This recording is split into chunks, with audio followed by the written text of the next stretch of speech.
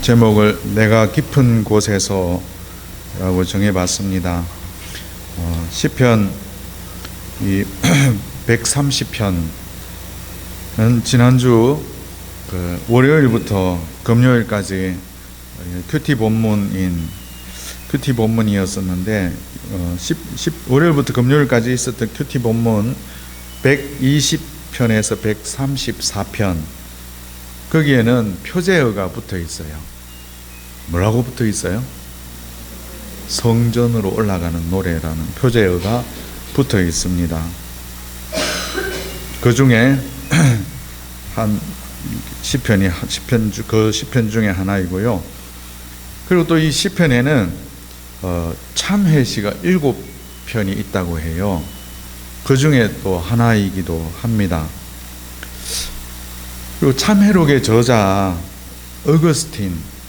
어거스틴이 또 임종하기 직전까지 시편 130편 4절 말씀, 그러나 사유하심이 주께 있으면 주를 경외하게 하심이니이다, 이 9절 말씀을 벽에다가 붙여놓고 죽는 그 순간까지 이 말씀을 가지고 소망을 가지게 되었다고 합니다. 그리고 종교개혁의 시발점이 된 사람 마틴 루터 역시 이 시편을 통해서 사죄의 은총을 깨달은 것으로 알려지고 있습니다. 마틴 루터는 시편 130편에 복음의 심장이 있다고 말을 했다고 합니다. 그 후에 그가 지은 찬송가가 바로 방금 우리가 불렀던 찬송가 363장입니다. 감리교의 창시자 요한 웨슬리도 시편 130편을 통해서 이 하나님의 크신 은혜를 체험했다고 전해지고 있습니다. 교회 성가대에서 시편 130편으로 만든 내가 깊은 곳에서라고 하는 이 찬양을 듣고 심령이 변화되어 회심을 하게 되었다고 합니다. 이 시편 130편은 그래서 참 유명한 시편인 것 같아요. 시편 130편을 대하는 우리 모두에게도 동일한 은혜가 임하게 되기를 기도합니다. 이스라엘 백성들은 1년에 3번 예루살렘에 있는 성전에 올라가서 예배하도록 되어 있습니다. 3번 언제인지 아십니까? 6월절, 7.7절. 예, 비슷한데 조금 틀렸어요. 비슷해요. 6월절은 맞았고, 오순절과 초막절, 다른 이름으로 이렇게 말하기도 하는데 정확하게는 6월절, 오순절, 초막절이라고 합니다.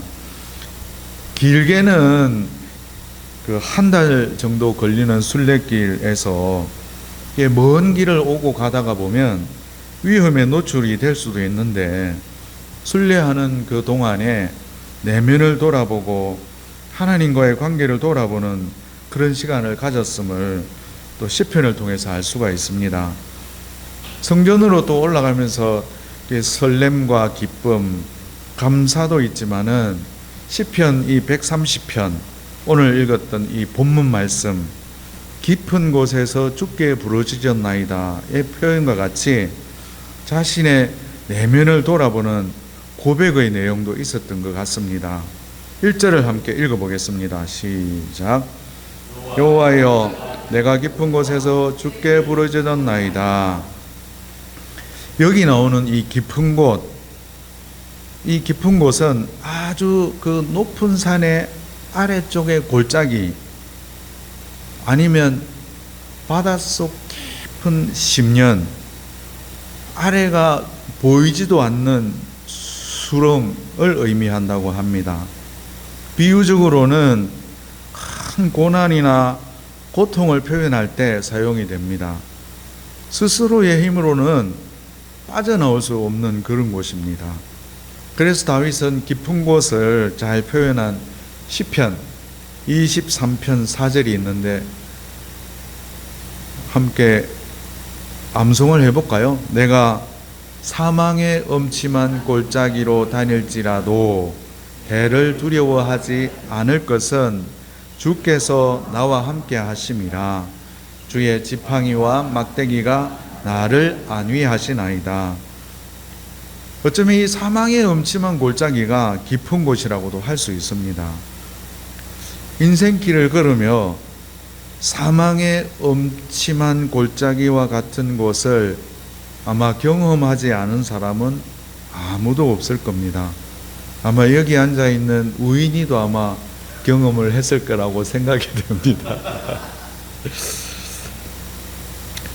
누구나 다 참 이런 경험을 하게 되는데 그런 상황을 만나면 참이 포기하고 싶어지기도 합니다.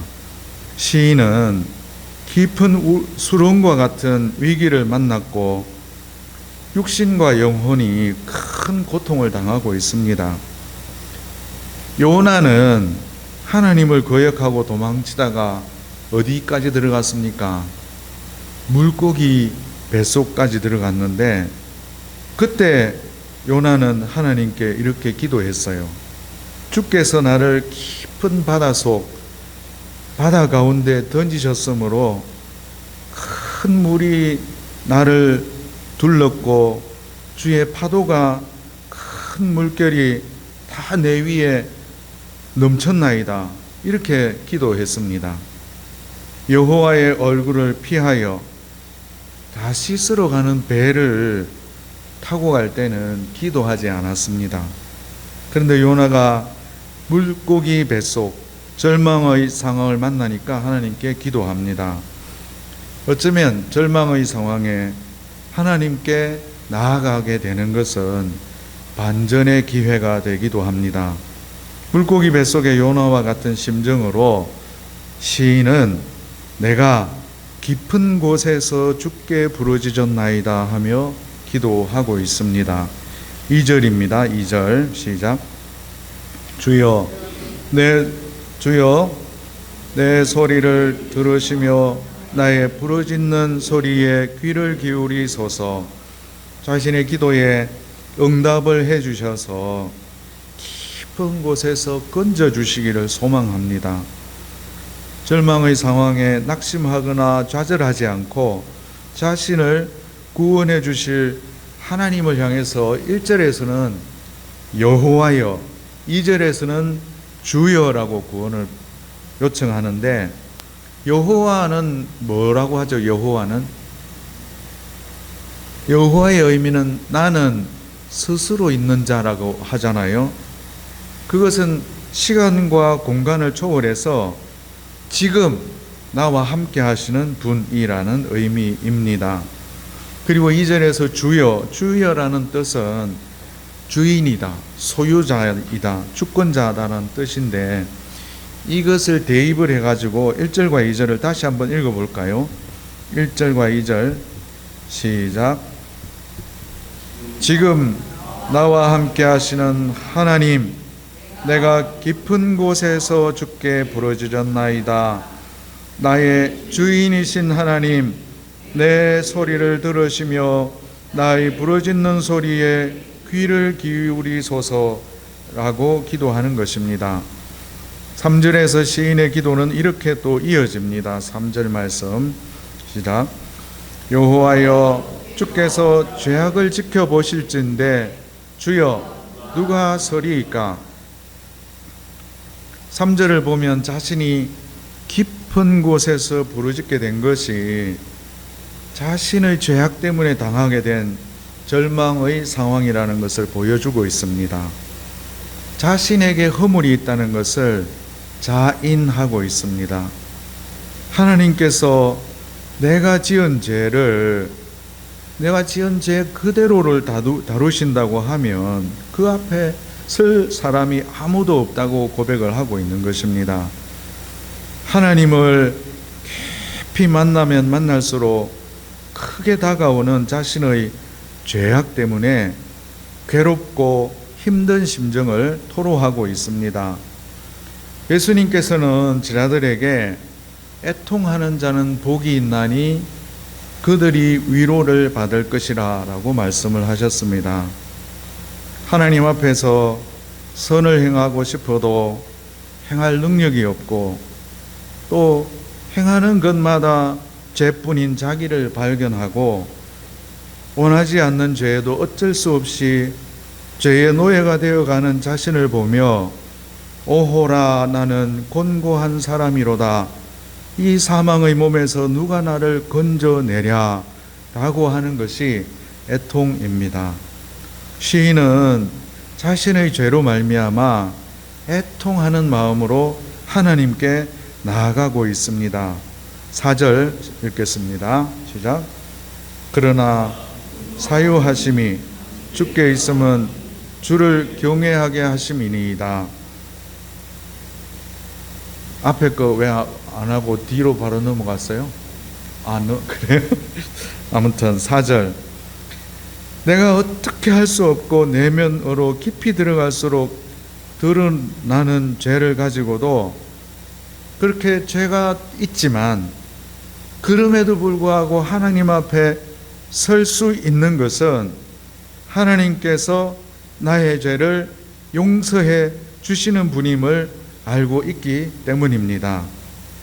여기에서 사유하심은 용서하신다 인데 히브리어 용서라는 그 단어 앞에 정관사 더가 붙어 있다고 합니다. 그래서 그 사유하심, 그 용서하심이 됩니다. 다른 사람의 용서나 다른 신의 용서는 깊은 곳에서 건져 올려줄 수 없고 오직 하나님의 용서만이 건져 올려줄 수 있다는 고백입니다. 그리고 이 단어는 하나님이 사람을 용서하실 때만 쓰는 단어라고 합니다. 4절을 공동번역으로 보면 4절 아까 보여줬던 거 한 번 더 보여주세요. 4절 읽겠습니다. 시작. 그러나 용서하심이 당신께 있사오니 이에 당신을 경외하리이다. 우리가 죄와 허물에서 용서를 받는 것은 마침표로 끝나는 것이 아닙니다. 우리들로 하여금 하나님의 용서를 통해 하나님만을 경외하는 삶을 살게 하기 위함입니다. 하나님이 없는 삶을 살다가 하나님이 그 사유하심, 그 용서하심을 경험한 후부터는 하나님이 있는 삶을 살겠다고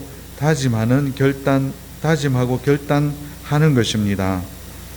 시인은 자신이 깊은 곳에 빠져 있음도 알고 거기에서 건져 올려 주실 분도 하나님밖에 없음을 알기에 5절에서 이렇게 고백합니다. 시작. 나 곧 내 영혼은 여호와를 기다리며 나는 주의 말씀을 바라는도다. 여기서 기다리다, 이것은 아까 기도할 때도 나왔었는데 이사야 40장 31절에 나오는 오직 여호와를 앙망하는 자는 새 힘을 얻으리니 독수리가 날개치며 올라감 같을 것이요 에서 앙망하다와 같은 단어입니다. 하나님을 신뢰하며 서 있는 용기를 뜻합니다. 기다리다라는 것은 그 자리에 머물러 서서 스톱하고 있는 것이 아니라 하나님을 신뢰하며 서 있는 용기, 그것이 기다리다, 앙망하다의 의미입니다. 시인이 하나님을 얼마나 기다리는지 강조해서 6절에서 다시 고백합니다. 6절을 다시 읽어볼게요. 시작. 파수꾼이 아침을 기다림보다 내 영혼이 주를 더 기다리나니 참으로 파수꾼이 아침을 기다림보다 더하도다. 지금 이제 군인이 한 명 있어가지고 이야기가 더 잘 될 것 같은데, 군대에서는 이 경계의 반대가 뭐예요? 작전이라고 해요. 군대에서는 전쟁의 승패는 경계에 있다고 그래요. 그게 더 중요한 요소라고 해요. 유명한 그 메가더 장군이 남긴 이야기가 있는데, 작전에 실패한 지휘관은 용서할 수 있어도 경계에 실패한 지휘관은 용서할 수 없다라는 말을 메가더 장군이 남겼다고 합니다. 경계 건물을 서다가 보면 참 여름도 여름이지만은 여름은 덥고 또 막 벌레와 모기와 싸워야 되지만 겨울에는 혹한의 추위와도 싸워야지 됩니다. 저는 이제 전방부대에서 근무를 했는데 밤에 경계를 서기 위해서 옷을 이제 두껍게 입고 나가야 돼요. 머리부터 발끝까지 방한모, 방한하, 장갑까지 끼고 완전 무장을 하고 나갑니다. 너무 추우니까 이제 가만히 이제 서 있다가 보면 더 추워지니까 이 벽돌로 세운 건물이기 때문에 벽돌 안에 있거든요. 그러니까 저는 이제 장갑 낀 채로 막 움직인다고 벽을 좀 몇 대 쳤어요. 벽을 막 이렇게 치면서 움직여요. 그리고 이제 근무가 끝나고 네오반이 들어와서 장갑을 벗으니까 장갑에서 피가 뚝뚝 떨어져요. 이렇게 때릴 때는 몰랐어요. 그리고 이제 새벽 한 3시, 4시가 되면 견디지를 못할 정도로 잠이 또 쏟아져요. 눈꺼풀이 세상에서 제일 무겁다는 말이 틀린 말이 아니라는 것을 경험을 하게 돼요. 날씨가 영하 20도를 더 내려가는데도 그 추위에서도 졸음이 와요.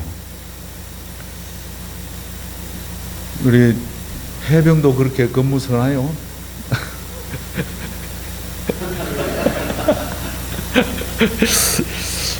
그런 상태에서 파수꾼은 먼 곳에서 동이 트는 그것을 이제 손꼽아 기다립니다. 시간이 안 가니까 숫자를 세요. 파수꾼이 기다리는 것은 딱 한 가지잖아요. 아침이 오는 것. 근데 또 아침이 기다리다가 보면 아침은 또 오게 되거든요. 시인은 그 파수꾼의 기다리는 것보다도 더 주님을 기다린다고 합니다. 기도하는 사람이 기다리는 것은 주님의 응답을 기다립니다. 파수꾼이 아침을 기다리는 것보다도 더 간절하게 기다린다고 합니다. 나 곧 내 영혼은 여호와를 기다리며 나는 주의 말씀을 바라는도다.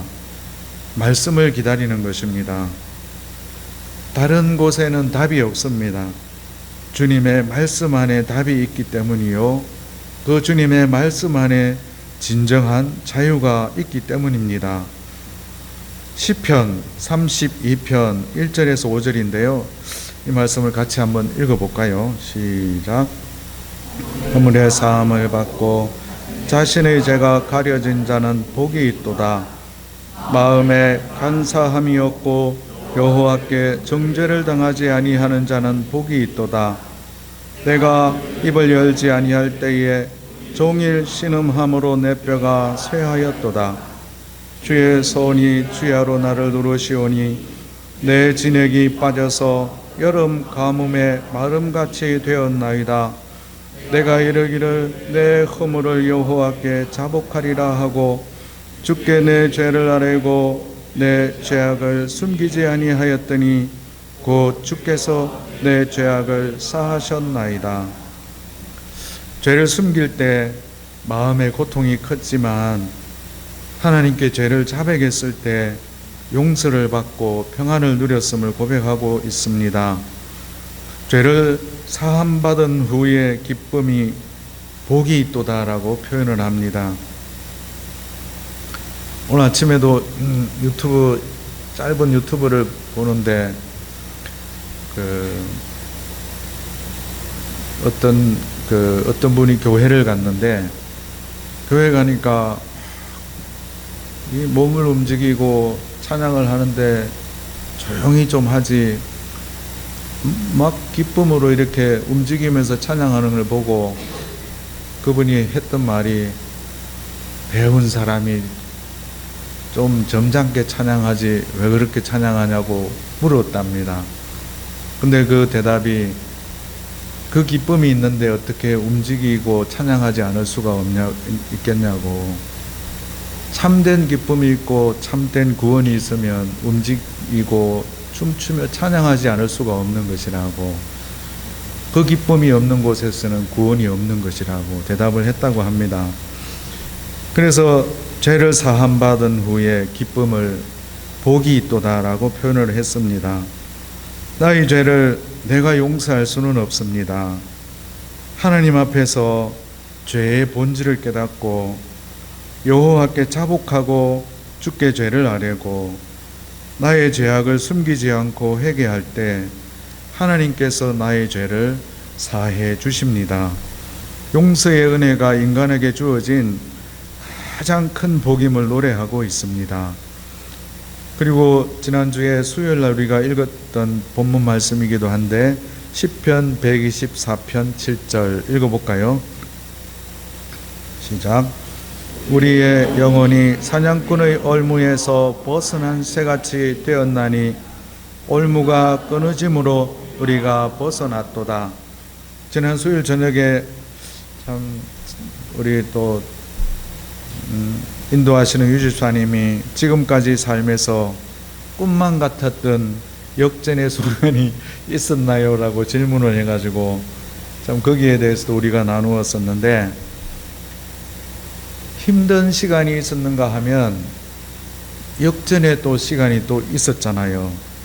우리 힘으로는 참 그 깊은 곳에 있을 때는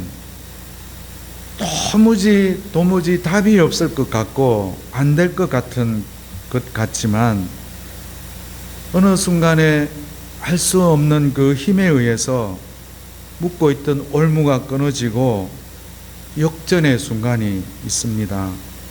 지나고 보면 천지를 지으신 하나님의 도움이었다고 고백을 하게 됩니다.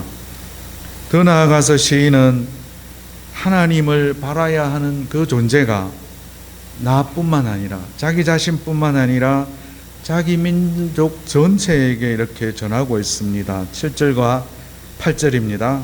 시작. 이스라엘아 여호와를 바랄지어다.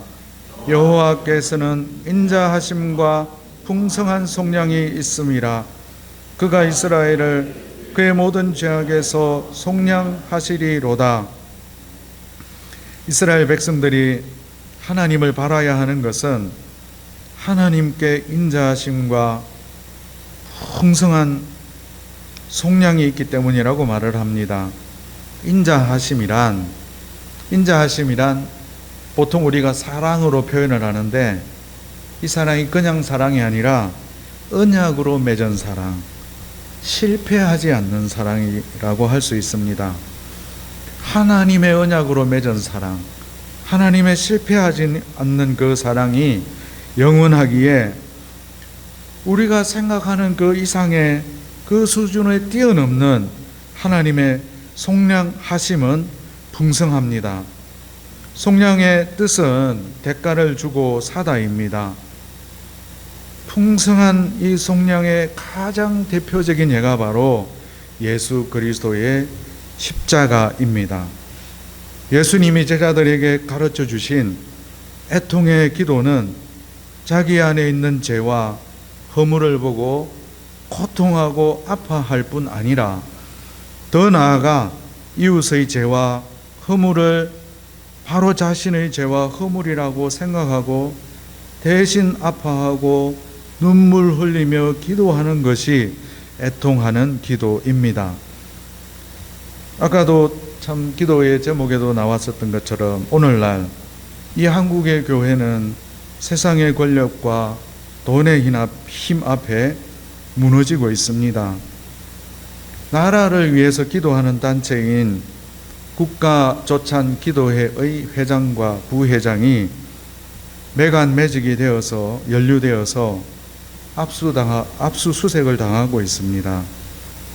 저는 이 충격적인 뉴스를 대하면서 참 이 애통하는 마음은 없고 이 마음에서 화만 났습니다. 한국 교회와 이 종교계 지도자들을 향해 이 분노하는 마음 대신에 하나님 애통하는 마음을 주시기를 기도했습니다. 애통할 수 없는 마음을, 이 애통해지고 싶어도 애통해지지 않는 이 마음을 하나님 애통하는 마음 주십시오. 애통할 수 없는데 애통해야 되는데 애통되지 않는 것을 애통해야 하는 것 자체, 그것도 애통하는 기도입니다. 예수님께서는 십자가에 달려 돌아가실 때 저들의 죄를 용서해 주시옵소서라고 기도하셨습니다. 어쩌면 이 기도가 우리의 기도가 되기를 기도합니다. 우리는 하나님을 외면하고 하나님이 원하지 않는 삶, 하나님이 없는 삶을 살다가 깊은 곳에 빠지게 될 때가 있습니다. 하나님이 원하는 방향이 아닌 내가 원하는 방향으로 갈 때가 있습니다. 분명 하나님은 요나 보고 니느웨로 가라고 하셨는데 요나는 다시스를 향해서 갔습니다. 배 위에서 풍랑을 만나고 바다에 던져지고 물고기 뱃속에 들어가자 절망의 상황을 그렇게 만난 것과 같은 그런 상황을 어떨 때는 우리도 또 마주하게 될 때가 있습니다. 그때 우리는 시편 130편 말씀을 기억해야 합니다. 파수꾼이 아침을 기다리듯 하나님을 간절하게 기다려야 합니다. 내 힘으로 풀 수 없는 그 절망적인 상황에서 하나님을 찾아야 합니다. 사유하심이 주께 있으면 주를 경외하게 하심이니이다 고백하며 오직 하나님만을 기다리며 바라보아야 합니다. 용서를 받은 사람이기에 미움과 정죄와 분노 대신에 애통하는 기도가 있게 되기를 기도합니다. 시편 130편이 시인과 또 이스라엘 백성들만의 노래가 아니라 우리의 노래가 되기를 기도합니다. 하나님께서 우리를 부르시고 살게 하신 이 삶의 자리에서 파수꾼이 아침을 기다리는 것보다 더 하나님을 간절하게 기다리며 하나님과 동행하는 삶을 살기를 기도합니다. 하나님 아버지, 사망의 음침한 골짜기와 같은 상황을 만날 때가 참 많습니다. 하나님 앞에서 선을 행하고 싶어도 행할 능력이 없고 또 행하는 것마다 죄뿐인 나를 봅니다. 오라 나는 곤고한 사람이로다. 이 사망의 몸에서 누가 나를 건져내랴. 애통하는 마음으로 하나님께 나아갈 수 있게 하여 주시옵소서. 하나님의 용서를 통해서 하나님의 은혜를 깨닫고 하나님만을 경외하는 삶을 살게 되기를 기도합니다. 파수꾼이 아침을 기다림보다 더 주님의 말씀을 간절히 기다리며 사모하는 마음을 주시옵소서. 우리 힘으로는 도무지 헤어나올 수 없는 것 같은 상황에서도 실수가 없으신 하나님, 그 손길로 인도해 주실 것을 믿으며 주의 말씀을 기다릴 수 있게 하여 주시옵소서. 우리가 생각하는 정도의 수준을 뛰어넘는 하나님의 풍성한 속량하심을 감사할 수 있게 하여 주시옵소서. 십자가에서 보혈을 흘리심으로 인해 우리를 구원해 주신 것을 감사드립니다. 그 사랑, 그 은혜를 세상 속으로 흘러보내는 삶을 살아갈 수 있게 하여 주시옵소서. 애통하는 마음으로 한국 교회를 위해 기도할 수 있게 하여 주시옵소서. 성 무너진 데를 막아서서 애통하는 마음으로 하나님의 긍휼을 구하는 공동체가 되게 하여 주시옵소서. 예수님의 이름으로 기도합니다.